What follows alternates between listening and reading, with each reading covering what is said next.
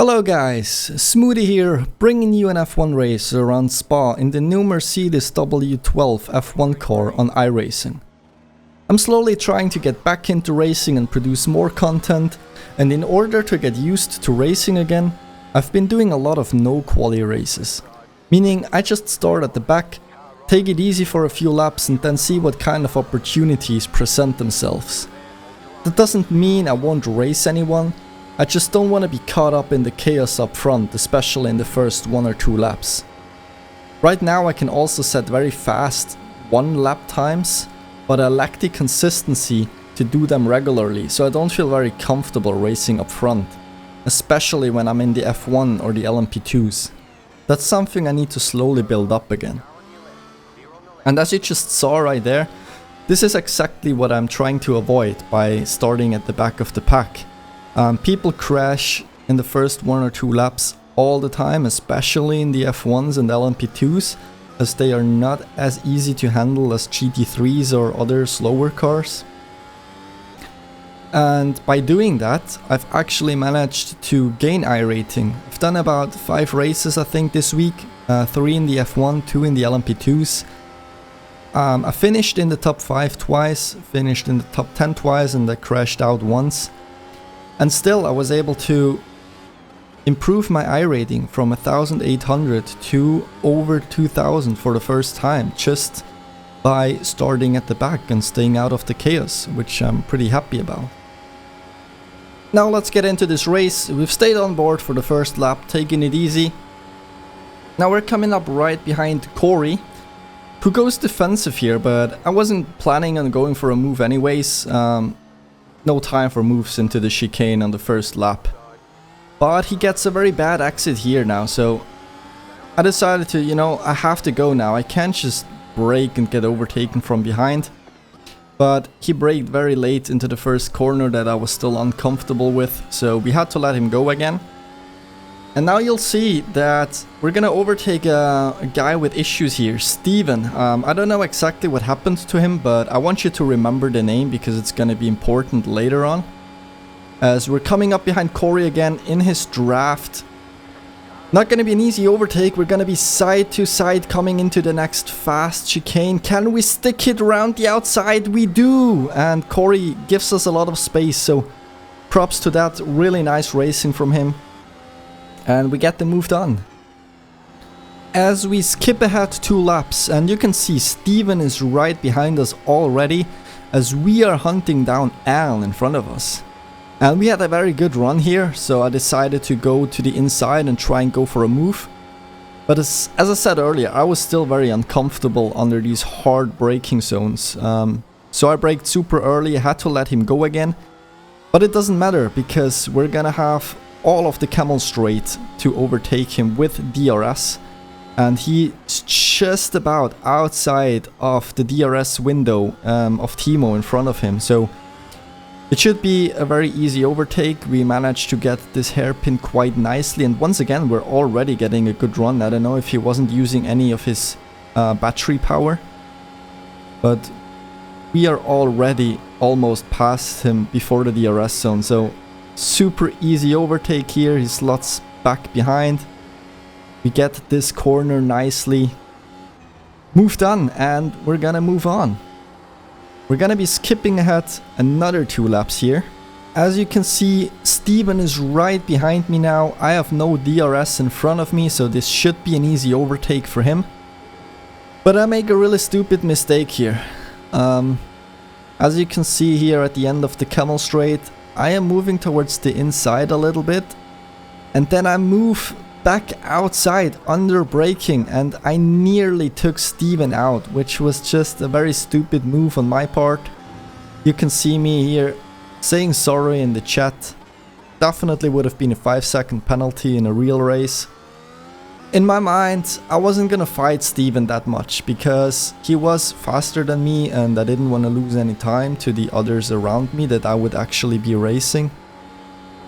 And I did cover the inside a little bit, but I didn't fully cover it, so I kind of expected him to go down the inside with the amount of speed difference he had, but as I had to pay attention to the corner entry again. I did not notice him going outside, so nearly took him out under braking. Really sorry for that. Bad move on my part, but luckily he was able to save it and keep going. So we'll live to fight another day. We skip ahead another 3 laps, and as you can see, Steven is still behind me. I was able to keep him at bay for a long time here, which was surprising to me. But now we're making a really stupid mistake. I've said it earlier, I was not comfortable braking into these hard braking zones. I tried to brake a little later than usual here and just locked up, spun my car around. Luckily we only lost 1 position to Steven, managed to keep going, but all around just stupid mistake on my part. We skip another lap here. You can see Kevin right behind me. He was 4th placed the lap before, went into the pits, came out right behind me, and he was so fast I wasn't planning on fighting him at all, but I couldn't go to the outside here and let him go because he was just there so fast. So we went through the chicane side by side, lost a lot of time, which I didn't want to happen. And then I just tried to stay with him for as long as possible, but halfway through the race I was still not comfortable braking into these hard braking zones and accelerating out of it. And you can see he's just gone, and that's the last I've ever saw of him. Fast forward another lap, and right now you are on board with my fastest lap of the race, which I was still not happy with, but that was my first race and still a lot of time to get used to. I was running the car in a balanced ERS mode for pretty much all race and never really used attacking, which is gonna pay off in the end, as you will see. I lost a 10th in the first corner, had a decent run on the Camel Straight, but right now you see probably the ERS just didn't kick in, or I had the ERS the lap before, as we get a really nice entry and exit out of Lake Combe. Working our way down the track here really nicely on the inside. I was really comfortable driving this car at this point, apart from the chicane and the hairpin. I just really struggle making good exits with this car right now, even though I short shift into 3rd or 4th gear, but it's so easy to spin out.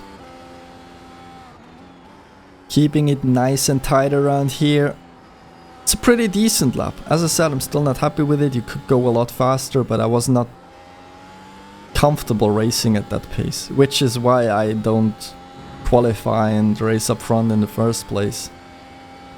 You'll see here we are half a 10th down to our previous lap actually, but I make all of it up in this last sector, especially the chicane, as I finally got it right. This is probably the only time in the whole race where I got the chicane just about right. I wish I could take it like that every lap.